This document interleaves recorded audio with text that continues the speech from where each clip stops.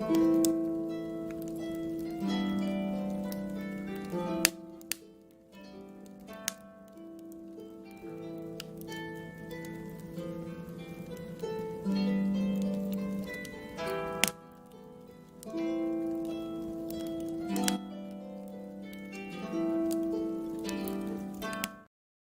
dia, Vacorja. Hello, everyone. Eimear Burke here, and welcome to another Fireside Chat. And this is Fireside Chat 148, where I'm in conversation with a member of the Order of Bards, Ovates and Druids. And as is customary, I will start with a prayer for peace. Gomara Shiacon ar fud na crinne. Gomara Shiacon in our jaili agus in our jirha. Gonairi lin lenarcuj garmacha. Gamwij buikas jiv je chuvdaga, spirit chuvdaga. May peace prevail on earth. May peace prevail in our homes and in our countries. May our missions be accomplished. We thank you, guardian spirits and guardian deities. As the fever of day calms towards twilight, may all that is strained in us come to ease. We pray for all who suffered violence today. May an unexpected serenity surprise them. For those who risk their lives each day for peace, may their hearts glimpse providence at the heart of history.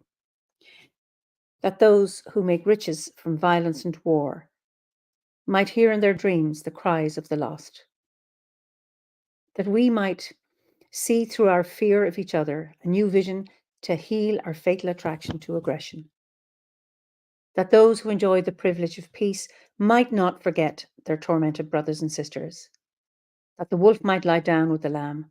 That our swords be beaten into plowshares, and no hurt or harm be done anywhere along the Holy Mountain, with thanks to John of Donoghue. So let me see where people are from. Hi, Ferdy, at sunny South London. It's sunny now. It was dull today in Kilkenny. Ballina, Killaloo, Ardnamurchan, lovely. Crouch End, again, London, sunny again, London. That's very nice. Belgium, Canada. So it's just wonderful to see you all. Jersey, LA, Ulster, brilliant. Connecticut. Anyway, wonderful to see you all. Brighton. So this evening we are going to Madrid. So we're going to sunny southeast. I don't know what it's like today, but to my guest this evening, who's in County Wexford, Anita Carroll. Anita, you're so welcome. Cheer gwit, Eimear. Yes, anyway, so you are you're not quite, no, you're in Wexford. You're close to Carlow, though. You're in... Yeah, very, very close to it. I'm in a place called Knocknalower, which is in Bunclody, County Wexford.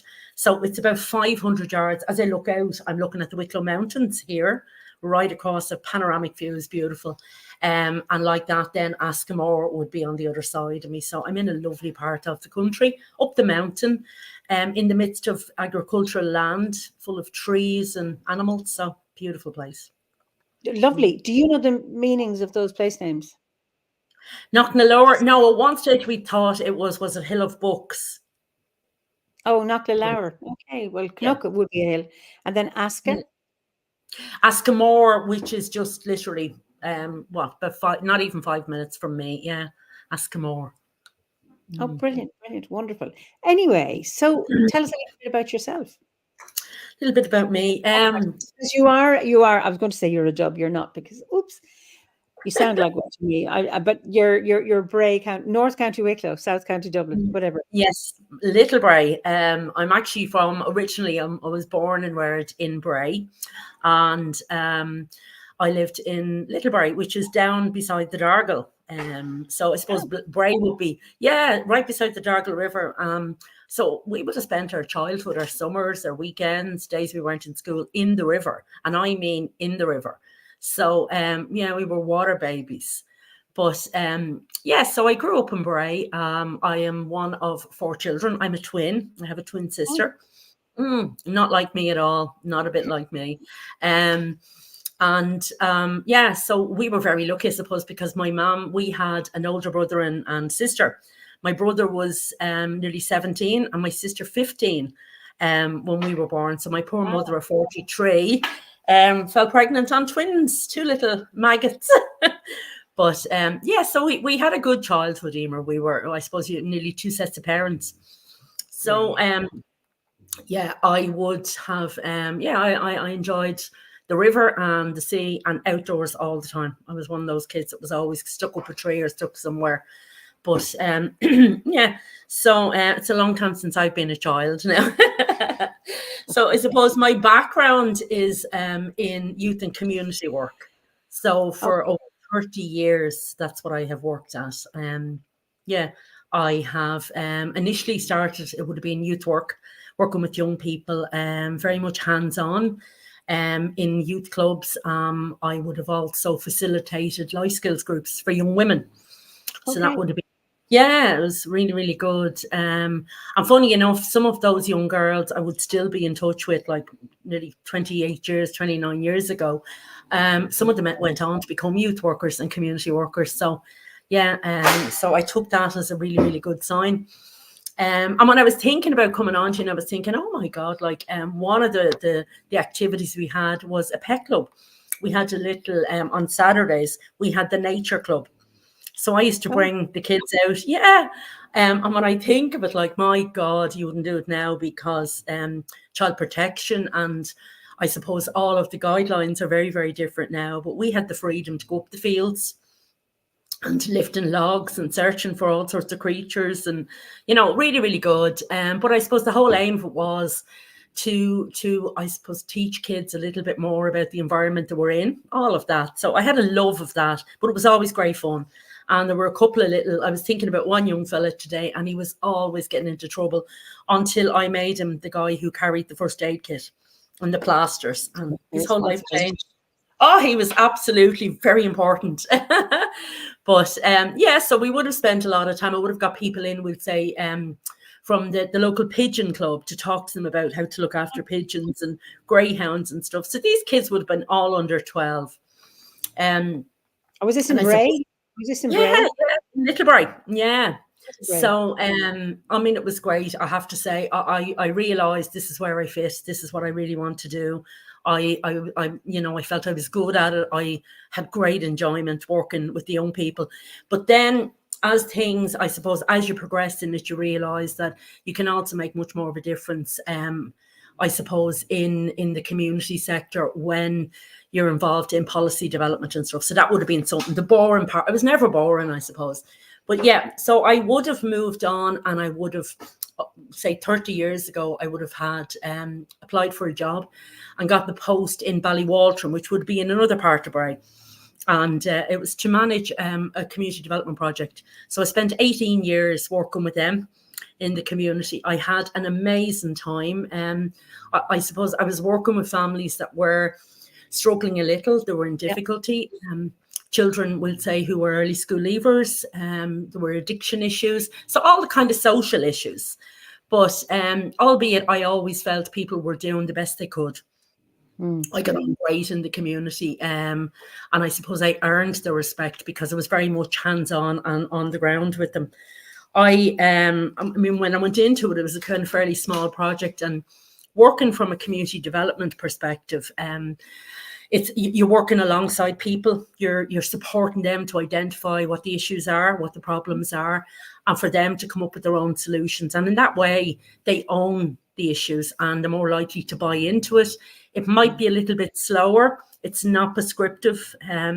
It's very much in a supportive way. So, yeah, although at times it was difficult, I had some very great experiences, very funny experiences. There were days when you think, did that actually happen today? You know, yeah. Can you give us an example? Well, working, for instance, we had a homework club. Oh, this one I love. You love this one, Eimear, a bit like the night court. So they had, we established an afternoon homework club because we felt that some of the parents, well, they'd identified it themselves, saying they struggled with homework, the maths was poor, they couldn't do their Irish, neither could I. But anyway, so we established a little homework club, and we had kids that would come wanting to go to the homework club, but the only rule was you had to be in school. So they would arrive like they were 3, 4, and I'd have to say, wait, you're going to have to come back next year when you start school. So one of the things we did was I got funding out of the VC. and I bought a karaoke machine. And one of the youth workers, Liam, said to me, "Oh, lads, how are you going to explain this one?" I said, "We'll cross that bridge when we come to it." So what we did was we set up the karaoke machine and we had Friday afternoon karaoke, but the kids were reading the words from the screen. So I'd say it was brilliant. It was really, really funny. But when we had a visit from the VC and Liam says, "You're in trouble now." "Not a bit," I said. So in comes the guy, Kevin Lewis from the VC. You spent you spent a lot of money on equipment and stuff, and you bought a karaoke. And I said, "Yeah." "And how is that relevant to homework?" And I said, "It's a literacy tool." I said, "It's teaching them to read." I said, "And it's giving them confidence and absolute." And I mean, it just, so we did giggle over it. We had a great laugh over it. But a couple of weeks after that, we decided every Friday, well, it was the youth workers. I was supposed to be upstairs managing the project, but I found it very hard to stay away from the young people and the kids. So they used to have me come down on a Friday and judge the talent contest. So this Friday, the talent contest was, you're going to hop up here on stage and you're going to sing a lullaby. So this was great. And, we had these, we'll say, all under 8. One little girl got up anyway. We're all singing. A few of them had got up, and then this little girl got up, and up she struts up onto the table, and she starts to rock it out and singing Blue Suede Shoes. And we were looking, going, "Blue Suede Shoes, okay." That's exactly it, yeah. Daddy's obviously an Elvis fan. Yes. To which, after she'd finished, and I said, "That's an unusual lullaby." I said, "Your little bedtime lullaby." "Yes," she says, "my daddy, when he comes in from the pub, he comes up and he sings when he's drunk and in the horse." And all we could do was scream with the laughing, because we were saying out of the mouth of babes. So we then had to bring in a rule, Eimear, that you weren't to talk about your business in the centre, because we didn't want people coming in and giving out. But the kids were amazing kids, absolutely amazing. And even the adults at times, we had a bunch of older women, we'll say, that were taking on a caring role in that, for a variety of reasons, mainly drugs. They were kind of parenting their grandchildren, and some of these were hard tickets. And our funding was being cut, and Eamon O'Queeve was the minister.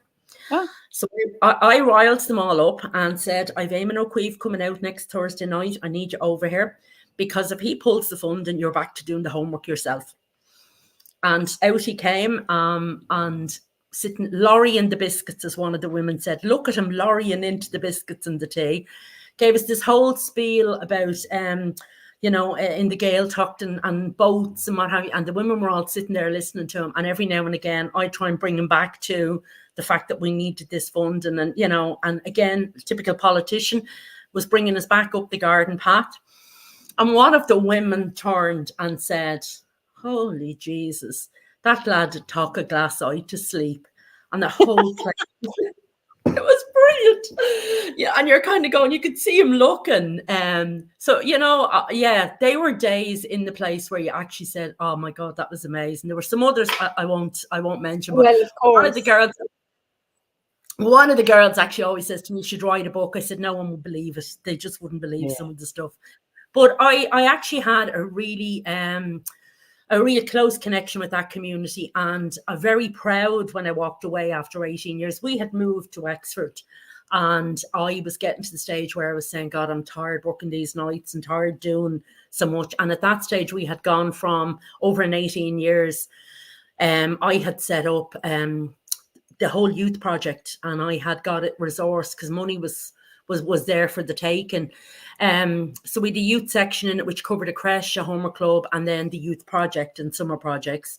We had a women's issue section, which dealt a lot with domestic violence, and that was a particular area I ended up doing a lot of training in to be able to support the families. And then we had a community education program. So there was a lot of services that were developed over the period of years. And I suppose the other part was I was very good at getting people to go and do training, because my thing was, I'm not going to always be here. Somebody else needs to be able to come in true community development fashion and sustain it and keep it going. So I suppose this is why I would say, a lot of the kids I worked with, the younger people, think 3 of them are actually practicing youth workers at the minute. Some of them went on then, some of the others went on to do addiction studies, and again, working within their community in the drugs field. So I had no qualms about saying, I'm out of here. And at that stage, the Gorey area had been allocated funding to establish a family resource centre. So I applied for the job and got the job to go down there, which would have been 20 minutes from home instead of an hour and a half of a drive up every morning. And so it made such a difference to my quality of life. And my job then was to work with a local management committee and set up a family resource centre. So it's open. And actually tonight they were having the official open of their new building. And, I'm very proud of the work that I did down there as well. Made great friends in Gorey, had a great time because I got to do it from scratch. So all the policy stuff, all the procedural stuff, as well as the fun stuff. But interesting enough, one of the things that was very, very obvious in Gorey, working with people and listening to people, was mental health issues were a big, big thing. People were experiencing isolation. A lot of people had moved from Dublin down to Gorey. They fell in love with the seaside area, the whole holiday buzz, and thought, I'm going to go and live down there, and sold up their houses during the boom and moved to Gorey. And then, a year, 2 years later, marriages broke up, or people died, and people were left experiencing dreadful isolation, not connected to their communities. So I was able to establish an affordable counselling service using volunteer therapists, people that were registered qualified therapists. Volunteers will say 5 hours a week for me. And we ended up, I think we'd 8 at one stage, in the centre.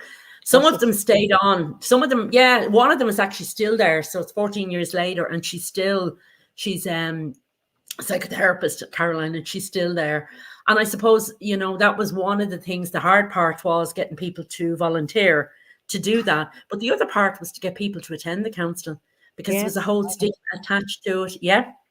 But we worked it, we got it through, and it's an excellent service now. Again, set up in a way that, I was able to retire and let them off with themselves. I stayed out of the place for a full year after setting it up. But similar services like that, women's groups, men's group. I actually set up a gardening group for the men and got a polytunnel, and had the polytunnel in the back and had them grow and stuff, because they were happiest when they were in the muck and happiest when they were talking. So, and I loved it. I loved going out to them, and, the row would start over whose turn it was to get what crops had been grown. So, but it was a lovely atmosphere. And one of the things people always complimented all the staff, it was a great team effort, was how welcoming the place was, how respectful people were. And I think, I only talked to the new manager. We were talking about it today, and I said, always remember, you're not here to prescribe. Here's me telling her, but I said, you got to remember, at the end of the day, if you're not being respectful to people, they're not going to come in. They're just not going to come in. Your doors will be open and no one will come in. Absolutely. I'm just going to, I'll read some comments about you. She sounds like a force of nature. I feel she's one walking, talking hug. I'm in awe of you, Anita. What amazing energy Anita has. Wait a second now. She has such a warm, huggable, nurturing vibe, and you speak with such love. And that's the thing, you see, it always comes from the top. And obviously, unlike Margaret Thatcher, it didn't trickle down, it flowed down.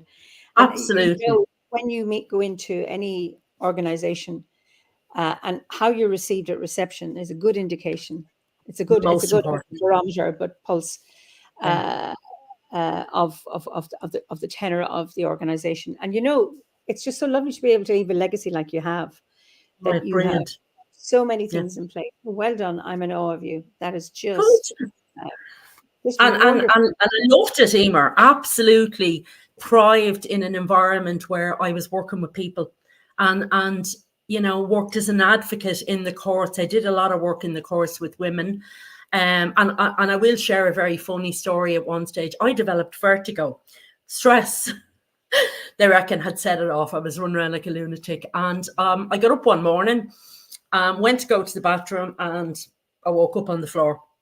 And I had hit the door frame right smack bang across. And Kerry, that was here earlier, she had heard the bang and came running in and got me up off the floor. And I was like, oh my God, my teeth broken and my face. Obviously, you know, you're thinking. And she's like, no, you're okay. But she said she knew it, that's it. So I'm going to go get Mick.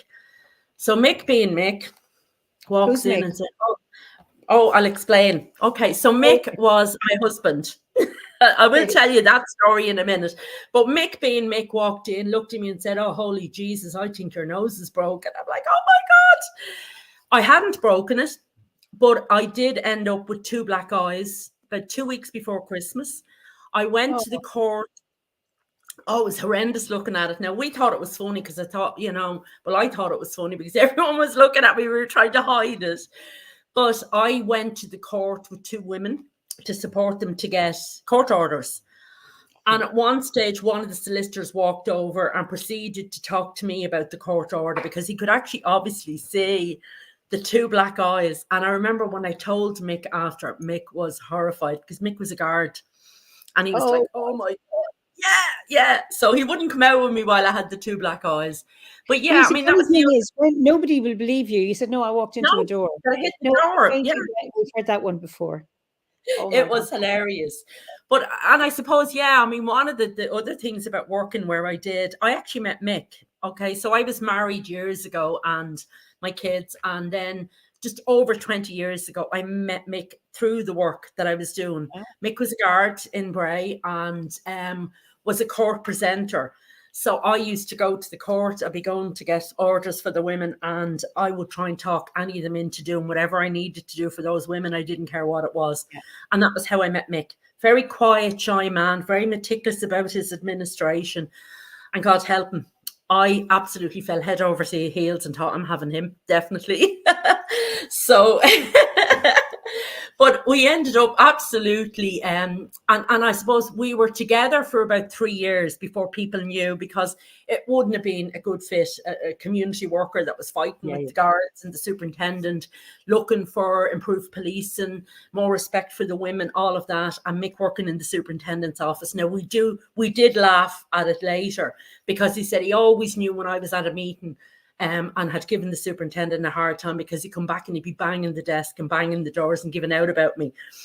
So, but yeah, so through my work, not only did I make some really good friends, that I also felt that, I had done a lot. I mean, I know I had kind of touched on it and saying to you at one stage, I was involved in a Cooperation North program. And that was a program back in the late 80s, early 90s, late 80s, I think. And it was where there was funding available for women's groups in the south to work with the women's groups up the north to look at commonality. What have we got in common? How can we be part of bringing peace to Ireland? How can we be part of understanding cultures? And I had an amazing time working with those organisations for about 3 years. Derry, Oma and places, and going up in the midst of the helicopters going around and your bags being searched into it. And it was like, oh my God, how much we took for granted in the south of Ireland. And you know, again, very involved in the political aspect of that work, because I also realised very, very quickly that in order to get resources and in order to make a difference, you had to be involved at that policy level to change things. And that took time as well. So I got to meet some really, really good people. I know I made a difference, and that's what's important to me. But as I said, I walked away from Bray with Mick, and we moved to Wexford. But what we did was, because I had the 3 kids, Mick had been previously married as well. And I was like, I'm not moving in. My responsibility is to educate my kids. We bought a house beside each other. We bought 2 houses right beside each other. So we had the best life for 14 years. Where, Mick had his house and I had mine, and I went off to work and we come home and we had meals together and we went off on holidays we had a fantastic life. We got on really, really well. I was happy, and I know Mick was as well. And I used to tell him that every day. You are happy, aren't you, love? But because he was so quiet. But yeah, we had a great life. He had a fantastic relationship with my children. They absolutely loved him to bits. And he was Mick would come out with stuff that particularly Emma, my eldest daughter, would say, Mick, that is totally inappropriate. She would say, totally inappropriate. So they bought him these T-shirts. And the rule over dinner was, if he was wearing one of his T-shirts, he could say some of the things he needed to say. But it was fun, Eimear. We had a great life together. And then what we did the year Kerry was graduating from college in Waterford, Mick said to me on the way home, so are we putting the pugs through college, or are we getting married? And I said, sure, we may as well get married. And what we did was we planned the wedding for the following August, and Mick would have turned 60. And I said, I'm not marrying an old man, so I'll marry you. So got married the day before his 60th birthday. We told nobody. And we organised a 60th birthday party and invited all our friends and family and Marky. Mick spent weeks, months actually, going backwards and forwards in the camper van to France getting booze. So there was plenty of, yeah. And at that celebration of his 60th birthday, Mick announced my wife and I, and absolute flabbergasted. So we had great. Bet you there were tears. I bet you there were tears. There was. I mean, there was. We still have. You can hear a little video of my son going, "What did he say?" They go, "What? And it's brilliant to hear. But they loved him. But sadly, I suppose, yeah, Mick loved dogs and he loved gardening. So that's something I had in common. We both loved pottering around the garden, digging holes. We both loved animals. And Mick was a devil for bringing home dogs from the station that had no homes and no mammies. And he'd say, no, don't start giving out to me. But, oh, Jesus, no, Mick, please. At one stage, I think we'd 11 dogs. Oh, my goodness. Okay. Yeah. And Mick would have let them away with murder. I suppose the youth worker in me treated the dogs like young kids, boundaries. They had to know who was boss, and Well, but Sean McCann says, I get the sense that Anita could successfully herd cats. So I can see how you could put a bit of stock on those dogs. Absolutely, Eimear. I mean, but what? 6 weeks ago, my son Clay and his wife Jen went on holidays. They have horses, donkeys, and dogs. And I took his 2 dogs along with my 6, and Kerry has 3.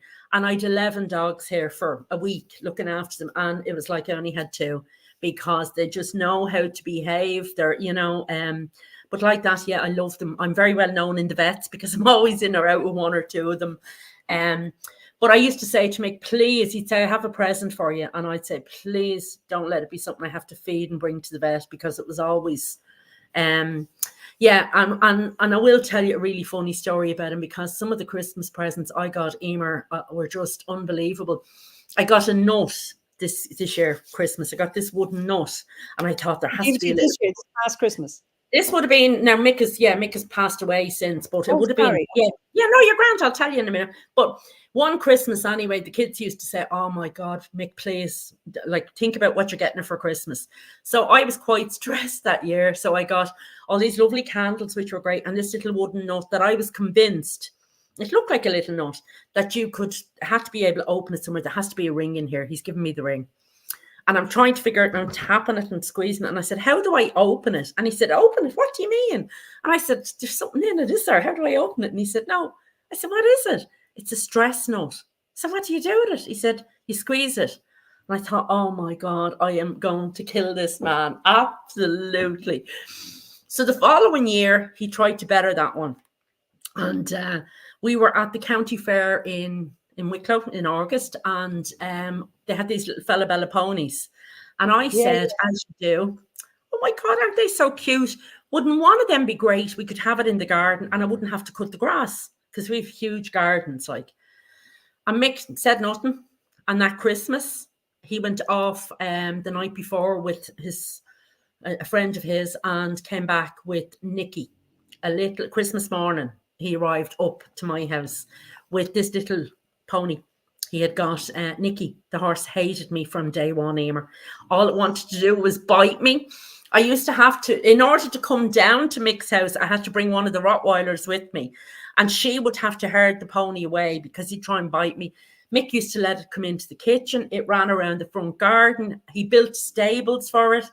It was an absolute lunatic of an idea, but Mick thought it was a great idea. And everybody was told about this, Mick and his horse. But we did rehome it to a family that had young children after a while. But yeah, so I suppose Mick passed away nearly 5 years ago. Okay. After, we had only got married in the August, and that Christmas Mick took sick. He had diabetes. Yeah. And he ended up really, really sick. He had hemochromatosis and he had diabetes, and his whole system was fighting. They couldn't get the medication going. And eventually he had cirrhosis of the liver. And it was, nothing was working. So for the last 4 months that Mick was here in the house, I took care of him. He didn't want to go to hospital and stuff. But we had, we had a very open, I suppose, view of death and passing and how to handle it. And we planned it. When you think of it, Mick did this, as we called it, the Indian giveaway. So he went around the house, and all the things that he thought were precious to him, he gave to people that he wanted to have. He said he wanted to see their face rather than wait till he was gone. So we did all this. We did our bucket list. We had so much fun as he got weaker and sicker. And the mad stuff he wanted to do, Eimear. But we did it. We had fun doing it. One of the days he said, I said, right, what are we doing today? He said, I've made an appointment for us. And I said, okay, and where are we going? We're going to meet the Undertaker. I should do. And off we went and we met the Undertaker. And Mick was like, it was like buying a car. He was in picking out coffins and chatting and saying, he had a very beautiful service, our celebration of his life that we planned together. And it was very much Mick's way. One of the things that Mick loved, and everybody that knew Blue Bloods is a program, and it's a cop program, an American. Tom Selleck is in it, absolutely besotted with it. And to the extent Mick would look at his watch if people were here, and he'd say, it's nearly 8 o'clock, Blue Bloods is on. In other words, go home, get out, I want to watch it. So so the opening of Mick's funeral was the Blue Bloods team, and the closing of it was the Blue Bloods team. But we had we gave him a lovely send-off. There was no I suppose, we had funny occasions. I painted his toenails bright pink a couple of nights before he died, just for the buzz of it, to say, well, you're going off now with your little toenails painted. And went shopping about 2 or 3 days before, because it was his birthday, and bought him shorts and a t-shirt in case he was going on holidays. But he was really, wasn't he? But I know I can laugh about it now, but I suppose, because you have to go through the whole process of the disbelief and all of those things, that went with it. But I think, and the fact that you're losing your best friend, and that you're losing a way of life that is very, very different when you're on your own. And, and like that, you have to find ways of looking after yourself, and I suppose going out and doing the things you do. So I'm very familiar with grief too. And what was it that helped you? I mean, would you say the fact that you'd been so open about him dying, his diagnosis or his prognosis, having the bucket, doing all the things, him clearing out his house, giving stuff to people, and being able to, I suppose, go to the Undertaker, get the coffin measured and all of that stuff. In addition to that, because I imagine, because that's what helped us. So, what else was it that helped you manage your grief?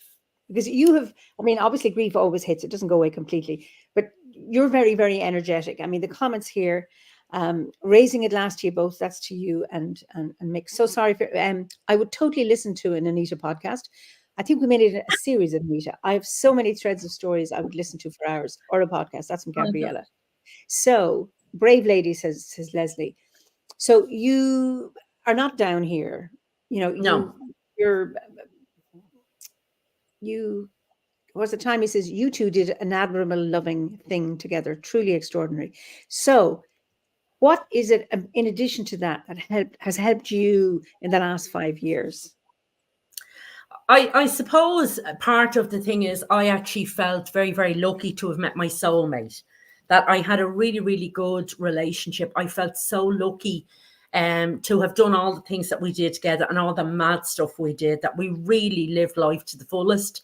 There were times when, you know, we could go days sitting here or whatever, that you wouldn't even have to talk. You were just happy in each other's company. And that was, you know, and that was the biggest thing I missed. I think for me was knowing that I took care of him to the very end. I did what he wanted.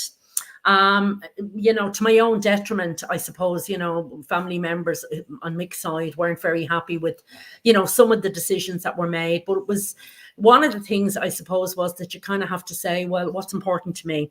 And what was important to me was that I did what he wanted and what I wanted. And what got me through it was the dogs, having to look after the animals, having to get on with things, I suppose, and work. So I did kind of throw myself into work a little bit, and that was the denial part. Okay, if I'm not here, I'm not missing them. And, you know, I suppose I was lucky as well that I had really good professionals that I could talk about, because I really am an advocate for speaking about grief and not being afraid of it and not being afraid to express it. And not being afraid, I suppose, to say to people, I need space, leave me alone. You know, and that's okay too. I think crafting was great for me because I am a crafter, and I think being able to have the quiet time with the needle and the and create stuff made a difference. But in between trying to, I suppose, in a way, Eimear, it was very, I felt death lived with me quite a bit, because the year before Mick had passed away, my older sister had passed away from cancer. So I thought, well, you know, and she had handled it similar to Mick, in that way of life, of planning it, being involved in it, embracing it, not being afraid, but it is part of living. But I think it was Mick died in the August, and the November, my eldest daughter, Emma, she ended up being diagnosed with inflammatory breast cancer. And inflammatory breast cancer is something that's not common in younger women, but it is very common in older women. And it was a cancer I wasn't familiar with, and all of the workshops that we would have done around women's health in the centres where I worked. So we'll be quite familiar with a lot of the organisations that would have worked with people. So Emma got diagnosed with inflammatory breast cancer, and she had a 3-year-old son at that stage, Sam, and her husband, Tal. And we had a fabulous big garage outside, huge big double garage. So I wasn't going to be going out in it. There was no cars in it. I wasn't going to use it. So I converted into a little 2-bedroom apartment.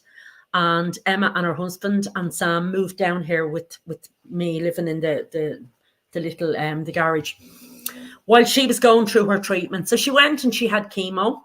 And the chemo worked for a little while, but because it's a very aggressive cancer, she was young, so therefore the cancer is even more aggressive when she's younger. And there is no point in operating, because with inflammatory breast cancer, it's in the skin, it's in the blood, it's in the bones. So she was given, I suppose, about 4 years to live. She lived for 18 months. Very, very brave. Yeah. So 18 months after Mick passed, Emma passed away. Actually, Emma's anniversary, she'll be 3 years dead tomorrow. It's her anniversary tomorrow. So we celebrate. Now, tomorrow we're going to Number One Sons, and he's cooking dinner. And we will celebrate her life and celebrate her memories, because that's what we do as a family. We talk about her, we include her, and she's still with us. But yeah, so Emma passed away, and in a way, she went very, very quickly in the end. Now, it was COVID, so we didn't get to see her before she passed away. Yeah. So it was a little bit, it was tough. And she left a little boy. Sam is now 7, nearly 7. And him and his dad, Tal, they live in Los Angeles. They went to America to live. So, so Death came back to live in the house with me again for a very long time. And I thought, again, I suppose out of respect to Emma and a love for her, that, you know, there's 2 ways of handling this. I either live with it and do the best I can, or I let it consume me. And it's not what I did. That doesn't mean to say that there weren't days where I literally found it really hard to actually face people, all of those things. And I suppose that's where my belief and that whole sense of my spiritual belief started to kick in there, and I started to realize that, this is something that's really important to me. And that got me through Emma's passing.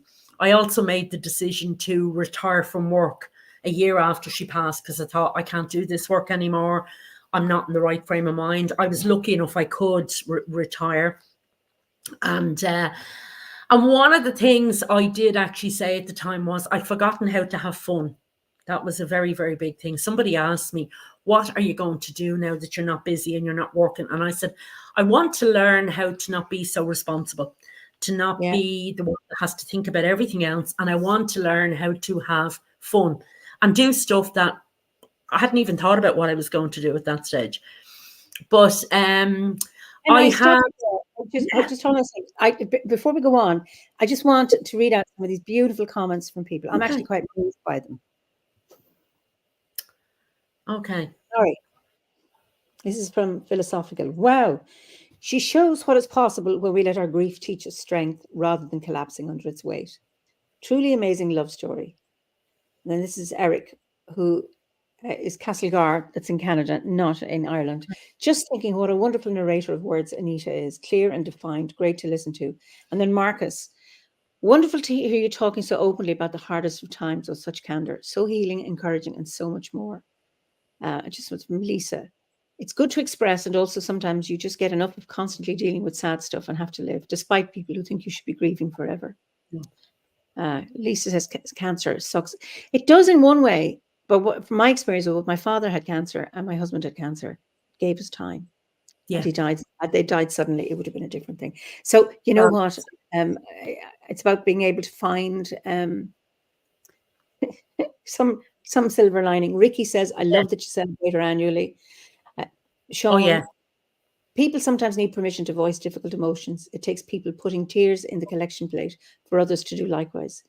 And your openness is $100 in a pot. Blessing. So I just wanted to before we moved on, well, brilliant. Where does Anita refill her cup of energy? That's because you're coming to that. That's where we're coming to. This is Roland. Hi, Roland. You're a very strong woman to tell this to all of us. Dear gods, you've had your trials. This is from Ferdiad. I'm awed by your resilience and that you're able to live so fully. And John King. John will be soon going over to the Hearth for OBOD members. So be ready.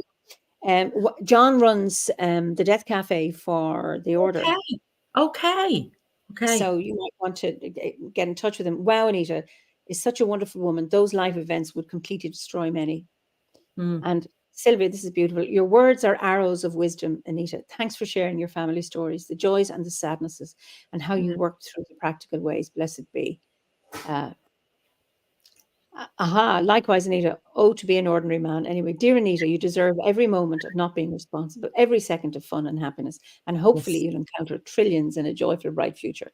Absolutely. So, fun bit now. Absolutely, yeah. So it did take me a long time to not be responsible, to not be as disciplined about, oh my God, that little head on me that was there. And I suppose my son and his wife, Jen, and my daughter Kerry and her new husband Anthony were just fantastic. I mean, we spent time together. We had I love cooking, so my thing was, let's all come to the house and we'll have dinner and we'll cook and we'll chat and we'll cry and we'll talk about it and we'll make plans. So we held each other up, I think, through the difficulties, and because we lost Sam as well as losing Emma, because obviously Sam is in America. So, it was a kind of a double blow. But so soon after that, Clay and his wife Jen moved down here and they bought a house about 10 minutes from me with 5 acres. And they started rescuing donkeys and ducks and sheep. Where did they get that from, I wonder? I did say that. I remember number one son, as we call him, he said to me, promise me one thing when you retire. Please don't go to the dog shelter to volunteer, Mum. He said, because they'll all end up at home with you. So I didn't. And he was right. But he had a few of them over there. As Jen said, he's every bar of you. Like every time I come home, there's a new animal in the paddock or whatever. So I suppose the fact that he moved nearby was a great support to me as well. And likewise, because Jen is a primary school teacher and travels up to Dalkey. And Clay is a lecturer up in Dublin University. He's a sociologist, doctor of sociology, and so he travels up and down. So for about 3 days of the week, I get to go over and keep an eye on the donkeys and his dogs and the ducks and the horses, and I am the apple and carrot lady. So in one sense, the animals were fantastic in terms of my healing, because how can you be sad when you're around such beautiful creatures? And particularly, he has one female donkey, Daphne, and obviously had a rough time somewhere because she took a long time to come around, and particularly to me, for the pets and stuff. So the only time you get near her is if you gave her a treat. But it's lovely now that when I go over, Vinny is one of the donkeys, and he bellows the place down when he sees me coming.